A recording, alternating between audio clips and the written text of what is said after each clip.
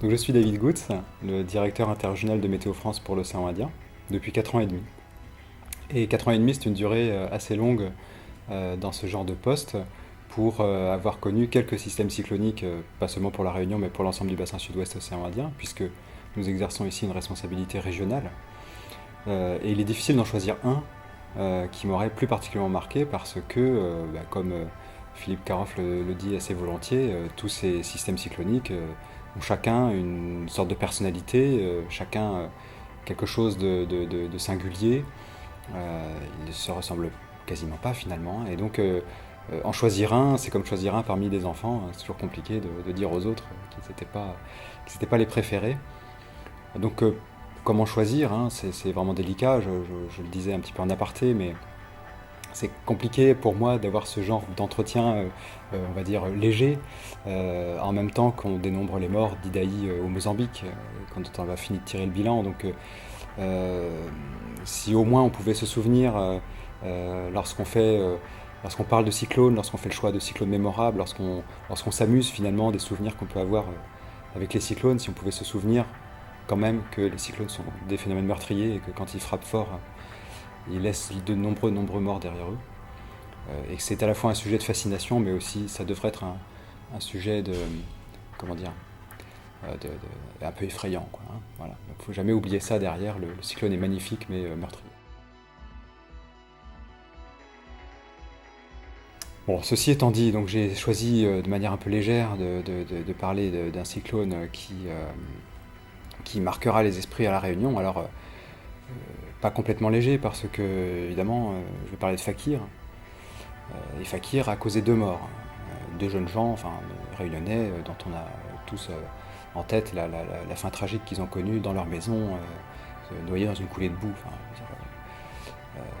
c'est vraiment terrible. Et voilà, encore une fois, on est obligé, quand on parle de cyclone, de penser à ces effets meurtriers. Voilà, maintenant, ce système Fakir, il a de nombreuses particularités qui en font un système mémorable. Il a battu quelques records. Je ne suis pas le mieux placé pour parler des records des cyclones parce que je ne veux pas prétendre être un prévisionniste cyclone que je ne suis pas. Je ne suis pas encore moins un expert cyclone comme peut l'être Philippe Caroff, hein. Donc je pense que mon témoignage ne sera pas de cet ordre-là. Mais on le sait tous, Fakir a battu des records de déplacement, de vitesse de déplacement, des records comment dire, de cyclones tardifs dans la saison, ayant frappé la Réunion, donc à des latitudes assez sud. Enfin bref, donc c'est vraiment un cyclone déjà techniquement mémorable.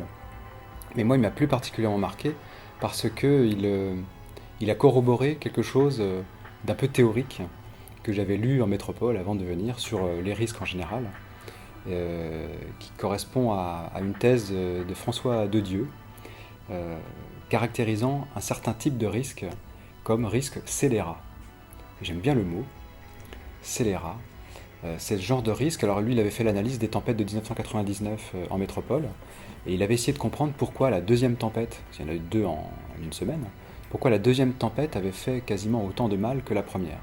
En fait, il avait analysé tout le déroulement du processus de détection du système, de prévision et de réponse opérationnelle, en mettant en évidence le fait que cette deuxième tempête, hein, c'était donc Martin, la tempête Martin, avait finalement grugé le système.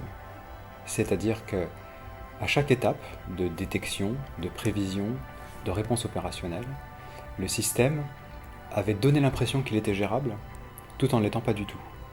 Et Fakir, c'est un peu l'exemple tropical similaire. Le cyclone scélérat. Voilà, s'il pouvait rester dans les mémoires, moi en tout cas dans ma mémoire à moi, ça sera toujours le cyclone scélérat. Parce que on manque pas de moyens au CMRS Cyclone La Réunion, de moyens techniques, hein. On dispose de toutes les données satellites stationnaires, défilants, possibles et imaginables. On dispose de tous les modèles qui sont produits par tous les opérateurs de météorologie du monde et qui disent quelque chose sur notre secteur sud-ouest océan Indien. On dispose tous comme si on était clients de ces modèles-là, premiers clients de ces modèles-là, donc on les a en urgence, enfin on a tout ce qu'il faut pour avoir le meilleur état de modélisation possible, avec des supercalculateurs de par le monde qui ont des performances à peine imaginables.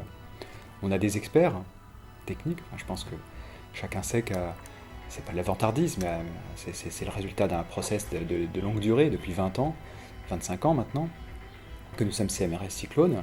On continue à attirer ici des prévisionnistes cyclones qui, sous la tutelle des vétérans, acquièrent des compétences rares, voire extrêmement rares dans le monde. Les prévisionnistes cyclones de la Réunion sont reconnus comme parmi les meilleurs du monde à ce sujet, avec leurs homologues d'autres CMRS. Enfin, donc on ne manque pas de moyens, on a tout ce qu'il faut pour détecter correctement l'émergence d'un cyclone, la prévision qui peut être faite derrière, et puis fournir les éléments aux gestionnaires de crise pour avoir une bonne réponse opérationnelle. Et Fakir, à chaque étape, nous a arnaqués. C'est-à-dire que pendant tout le week-end qui a précédé Fakir, les prévisionnistes, ils s'étripaient pas parce qu'ils sont plus, plus disciplinés que ça, mais d'un prévisionniste à l'autre, pendant le week-end qui a précédé, à la relève, il y avait un débat compliqué sur est-ce que cette zone d'émergence de cyclogénèse va ou non produire quelque chose. Tous les modèles disaient qu'il ne se passerait rien. Les prévisionnistes, qui ont un petit peu le coup d'œil, disaient qu'il y a quand même des conditions un peu favorables, donc ce serait quand même étonnant qu'il ne se passe rien. Voilà, il y avait une espèce de débat homme contre machine qui dépendait un petit peu de l'expert en place à un moment donné, quoi. Donc toutes les 12 heures, on avait un nouveau débat homme contre machine, puis homme contre homme, pour savoir s'il allait sortir quelque chose de cette zone. Mais dans tous les cas, personne n'imaginait qu'il sortirait quelque chose d'intéressant. Rien n'indiquait qu'il puisse y avoir autre chose qu'une espèce de dépression tropicale qui allait dégrader le temps à La Réunion, mais sans plus, quoi. Ensuite, le système émerge le lundi matin. Enfin, la cyclogénèse se forme le lundi matin. Et le lundi matin, vraiment, alors déjà, celui qui constate l'émergence de la cyclogénèse, il dit, voilà, on a enfin le résultat des paris du week-end, il va plutôt se passer un peu quelque chose. Mais de là à dire qu'on allait atteindre le stade du baptême, donc de tempête tropicale modérée, personne ne l'imaginait. Enfin, vraiment, et puis on refaisait les analyses, les modèles donnaient tous des signaux complètement plats. Les conditions évaluées par les prévisionnistes étaient certes un peu favorables, mais de là à atteindre le niveau de tempête tropicale modérée, vraiment, on était à des années-lumière. Donc bon, on part sur l'idée, on fait quand même un suivi, mais presque pour être, enfin pas pour être aimable, mais vous voyez, pour avoir la continuité un peu, pour dire on va pas se dédire de ce week-end, on a pensé qu'il allait émerger quelque chose, on va continuer à suivre parce que ça a l'air d'être un petit signal. Mais les modèles numériques ne réagissent pas, l'image satellite n'est pas très favorable, le micro-ondes, aucune organisation, enfin voilà, bref. Et on passe toute la journée de lundi, finalement, d'une certaine manière, à avoir une espèce de cyclone qui se camoufle, quoi. C'est-à-dire qui nous envoie, le satellite défilant passe pas tout à fait dessus. Donc on voit pas exactement, c'est un système de très petite taille, hyper compact, qui se déplace en plus, qui commence à se déplacer assez vite. Donc le satellite défilant le rate. Comme il est très compact, en fait, dès qu'on le rate de quelques dizaines de kilomètres, on a l'impression qu'il se passe rien. Bon, les modèles réagissent toujours pas. À midi, on commence à avoir un signal ou l'autre, un peu inquiétant, mais de modèles qui ont tendance à être très réactifs, trop réactifs en général. Si à chaque fois que ces modèles-là avaient dit, qu'il y avait des vents importants, on avait lancé une alerte cyclonique, on aurait eu des alertes tous les 2 mois, quoi. Donc c'est un modèle dont on sait qu'il est un peu surréactif, on fait attention. Le système Fakir qui émerge un peu en douce, qui se met à prendre de la vitesse. Les analyses montrent qu'avec la prise de vitesse, normalement, il devrait complètement se disloquer. Il ne devrait pas tenir le coup, en fait, sous des accélérations pareilles, avec un environnement aussi défavorable. On n'imagine pas qu'il tienne le coup. Non seulement il tient le coup, mais il se renforce. On va dire qu'il y a un changement d'ambiance vers 14h, 15h. On commence à voir émerger des simulations qui ont l'air de dire que, effectivement, vu la bonne tenue du système, on pourrait avoir quelque chose. D'ailleurs, je ne sais plus exactement à quelle heure se passe le baptême, mais il franchit assez vite le stade du baptême, en fait. Bon, c'est embêtant, une tempête tropicale modérée qu'on avait imaginé que peut-être qu'elle resterait rien du tout, ou peut-être au pire une dépression tropicale. On sait que la prévision d'intensité est une des grandes difficultés techniques de la prévision cyclonique, mais à ce point-là, on s'est vraiment fait arnaquer. Bon, on commence un petit peu on active, enfin depuis le matin en fait, on est en liaison avec la préfecture et avec la préfecture, on a identifié qu'il y aura un gros mauvais temps à partir du lundi soir et pendant la journée du mardi. Là, on sent que ça va être un gros gros mauvais temps. Mais on est encore confiant dans le fait que le système a tout donné, c'est-à-dire que tempête tropicale modérée, c'était son challenge, défi accepté, très bien. Ça peut pas aller au-delà avec la vitesse qu'il va prendre, la vitesse de déplacement, de deux choses l'une. En fait, soit il prend son temps pour se déplacer, il peut se renforcer et on peut avoir des conditions dures mardi soir, soit il se met à accélérer, enfin il continue son accélération comme l'un ou l'autre modèle le prévoit, il devrait du coup pas tenir la charge et on aura un gros mauvais temps très vite, très tôt. C'était ça un peu nos scénarios qu'on avait en tête. Et c'est avec ça qu'on alimentait la préfecture en information pour que la préfecture puisse prendre ses dispositions d'organisation de crise. Et donc fort logiquement, on est sur des dispositifs plutôt de vigilance forte pluie, attendu et fort vent, attendu le lendemain matin. Bon, de 14h à 22h, enfin à 20h on va dire, le système continue de se renforcer, il prend sa vitesse. Et vers 20h, 21h, là on commence à avoir des signaux quand même assez clairs qu'il ne va pas se disloquer. Potentiellement il ne va pas se disloquer. Alors, c'est dans ce genre de système de très petite taille qui s'intensifie rapidement, on peut aussi disparaître aussi vite. Enfin, on se rappelle de Hélène en 2014. Ces systèmes-là, ils sont très explosifs, mais ils sont aussi très fragiles. Enfin, d'une certaine manière, c'est long encore. On est 20h la veille. On sait, du coup, s'il prend sa vitesse maximum, on sait qu'il va atteindre la Réunion vers 5h, 7h du matin. Il peut se passer beaucoup de choses sur 10 heures de temps. Mais on commence à se dire que dans le scénario du pire, ça va être un peu coton quoi, pour tout le monde. C'est-à-dire pour la préfecture, pour la population, pour les gens qui ont des opérateurs qui ont des choses à prévoir. Donc on refait un point avec la préfecture à 21h en disant bon, on va regarder ce qui se passe cette nuit, mais il existe un scénario du pire dans lequel ça va tabasser quand même. Mais dans ce scénario du pire, ce qu'on imaginait, c'est que ça reste dans les limites d'une vigilance. Voilà. C'est-à-dire des vents qui commencent à taquiner les 150 km/h, mais par valeur inférieure en rafale, des fortes pluies, très localisées, donc sur une partie seulement de la Réunion.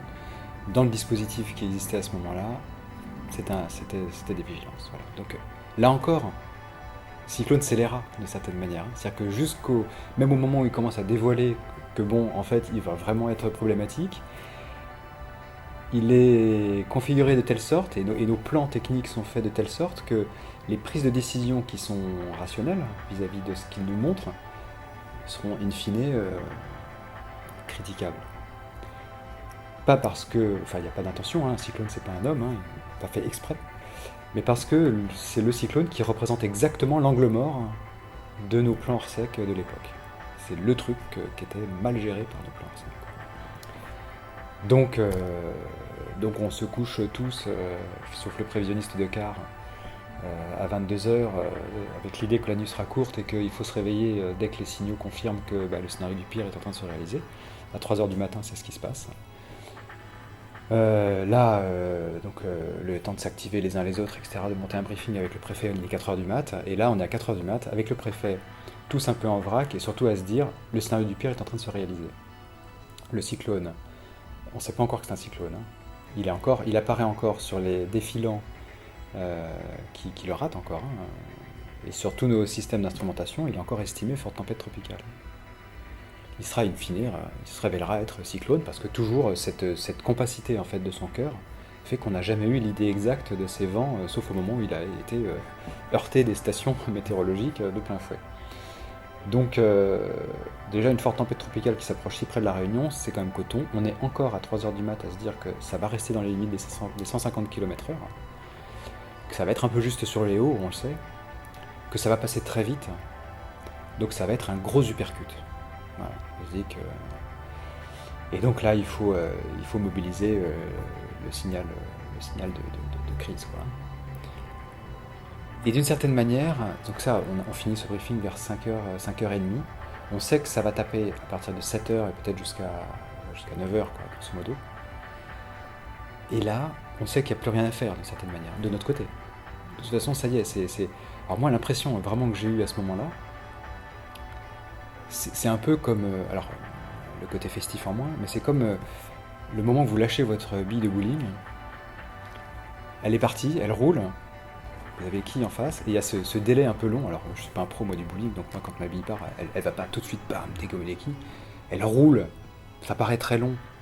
Elle roule, elle roule, elle roule, et au dernier moment, elle peut passer sur le côté ou elle peut frapper au centre. Enfin, et il y a ce côté être en attente en fait. Le temps est un peu suspendu, quoi, d'une certaine manière. Oui, mais il n'est pas du tout suspendu. En fait, il avance.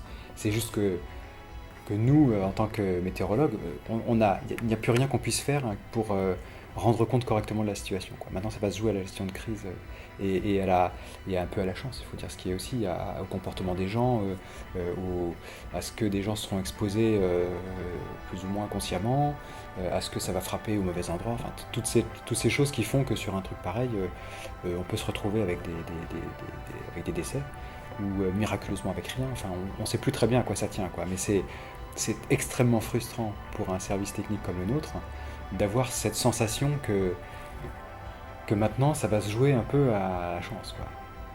C'est moche, hein, mais c'est qu'une sensation évidemment, parce qu'il la gestion de crise n'est pas une question de chance, c'est une question d'organisation. Mais le fait de n'avoir plus aucune prise, nous, sur rien, et le fait d'avoir un peu lâché les informations vers le reste du circuit de gestion de crise, d'une certaine manière, bon. Nous, on est dans cette posture où on attend de voir quels quilles vont tomber, quoi. On retient son souffle. On retient son souffle. Sauf que, en fait, l'analogie de la boule de bowling n'est pas très bonne, parce qu'on n'est pas celui qui a vraiment lâché la boule de bowling, on est aussi les quilles. Donc on le vit vraiment comme ça, c'est-à-dire que on se vit comme celui qui a lâché la bille et qui voit partir et qui se dit mais qu'est-ce qui va se passer maintenant?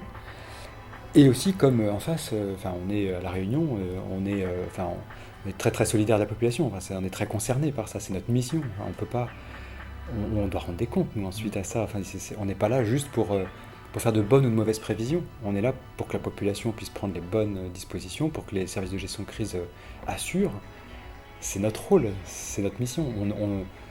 On sera par terre en même temps que tout le monde, quoi. On ne pourra pas dire, oh bah oui, mais nous, non, on est au-dessus de tout ça. Donc on le vit vraiment, enfin moi en tout cas je l'ai vécu vraiment comme ça, c'est une espèce de temps suspendu et on guette les signaux des conséquences. Et ça c'est vraiment un moment douloureux, hein, je peux le dire, c'est un moment que j'ai revécu plusieurs fois pendant toute l'année qui a suivi, on a quasiment un an de l'événement, je l'ai revécu souvent. Et puis il y a ce bilan, hein, donc le système passe, il castagne pas mal quand même. Alors c'est assez spectaculaire, hein, des arbres couchés, cassés en deux, couchés sur la route. On a eu quelques endroits où on s'est dit, là c'est quand même pas passé loin. Dans les hauts de Saint-André, de Sainte-Rose, on sait que ça a tabassé quand même méchamment. On a dépassé les 150 km/h et là le truc se révèle, quoi. C'est-à-dire que le cyclone Fakir, cyclone scélérat, révèle ce qu'il est, quoi. Mais il le révèle en frappant. Et donc on comprend qu'on avait affaire à un cyclone, on comprend qu'à l'image radar on voit cette bande, cet anneau très très mince en fait, hein. C'est-à-dire que 10 km plus loin, c'était pas la même chanson. Il passait 10 km plus au large, et on le vivait pas du tout de la même façon, quoi. Donc c'est toujours ce problème de tout ou rien, hein, du côté insulaire et cyclonique. Voilà, le bilan tombe progressivement, minute après minute. Et d'une certaine manière, maintenant que j'en parle, j'y avais pas pensé en pensant à cet entretien, mais ça me rappelle exactement ce que j'ai vécu pour Xynthia en métropole. Pour Xynthia en métropole, on a vu arriver la tempête forte, mais ce qui a été terrible, c'est le bilan en fait. Le bilan en temps réel, c'est-à-dire quand le décompte des décès commence. Parce qu'on a l'impression que tout s'est bien passé, puis d'un coup, bim, on annonce 2 morts ici, 4 morts ici, 5 morts ici, et on arrive à 52 morts. Donc ça, je l'ai vécu en temps opérationnel, c'est quelque chose de très très douloureux, quoi. Et j'étais exactement dans cette position d'attente en fait sur Fakir, à me dire maintenant quel bilan morbide va-t-on avoir, quoi. Et en fait bon, il y a ces deux décès, voilà, je pense que toute la Réunion a été unie, quoi, dans la commémoration en fait de ça a attristé tout le monde, ces deux jeunes gens qui sont décédés dans leur maison. Enfin, s'il y a bien une règle en prévention des risques qui est forte en France, c'est qu'on devrait être en sécurité chez soi, quoi. Donc voilà, bon, ça c'est d'une certaine manière, c'est pas déconnecté de Fakir, mais quoi qu'on ait fait comme bonne ou mauvaise prévision sur Fakir, de toute façon, c'était pas exactement le problème en fait. C'est la forte pluie et la mauvaise localisation qui sans doute est en cause. Enfin bon, on sent, enfin vraiment, enfin toujours avec la distance qu'il faut avoir vis-à-vis de ce genre de propos, hein, mais on s'en sort pas mal sur Fakir. D'avoir entre guillemets que ces 2 morts à déplorer, voilà, faut comprendre mon propos vis-à-vis de ce que j'ai dit sur Xynthia, quoi. J'avais peur qu'on ait plus de morts que ça, et je l'aurais encore plus mal vécu que ce que ça a été. Donc vous voyez, c'est un cyclone marquant parce que d'une certaine manière, pour moi, il m'a beaucoup interpellé en fait dans mon rapport en fait à la gestion de crise. C'est compliqué. Enfin, faut pas croire que c'est simple en fait, hein. Pas croire qu'on est là à gérer nos instruments techniques, à dire bon, bah tiens, il n'y a qu'à appuyer sur la touche vigilance, ou sur la touche alerte, etc. Tout ça n'est pas détaché, quoi. On est dedans en fait. On le vit avec tous les remords qu'on peut alimenter, avec qu'est-ce que j'aurais pu faire de mieux, à quel moment j'aurais pu comprendre le caractère scélérat de ce truc-là, et alors moi en particulier, ayant connaissance de ces travaux de François Dedieu sur les tempêtes de 99, je m'en mords les doigts. Je me dis mais aurait-il fallu être plus intuitif peut-être, est-ce qu'à un moment donné on aurait dû finalement passer outre les plans et dire bon tant pis, on va le gérer un peu au trip, quoi. Ce qui est pas vraiment la norme en gestion de crise. Enfin, généralement l'intuition est mauvaise conseillère en gestion de crise. S'il y a des plans, s'il y a tout ça, c'est pour justement garder la tête froide et avoir des prises de décision rationnelles. Mais forcément, ça interpelle, quoi. Fakir, ça interpelle. Et ça interpelle la relation qu'on a avec les gens à qui on délivre une prévision, avec le niveau de service qu'on est censé rendre, en fait. Donc voilà. Donc au final, moi j'en tire plein d'enseignements pour moi-même, hein. Bon, d'abord, il y a eu plus collectivement, il y a eu ces révisions des plans Orsec, donc ça montre qu'on est capable d'évoluer et de tenir compte à la fois d'une demande sociale, hein, parce que il y avait une demande forte pour que l'alerte rouge soit peut-être un peu moins restreinte, et puis d'intégrer dedans de manière peut-être un peu moins spectaculaire, hein, dans la compréhension que la population peut avoir du nouveau plan Orsec. Il y a des choses un peu plus discrètes, on va dire, que les couleurs. Il y a des façons de répercuter de l'information ou d'organiser l'information qui fait qu'en temps réel, on aura peut-être moins de scrupules à prendre tel type de décision pour être sûr de ne pas louper la bonne décision, en fait. Donc voilà, c'est un petit peu l'enseignement, moi, que j'ai, enfin, l'enseignement collectif puis l'enseignement personnel, en fait, hein, je veux dire, c'est que malgré tous les plans, il faut quand même à un moment donné laisser parler un tout petit peu l'intuition.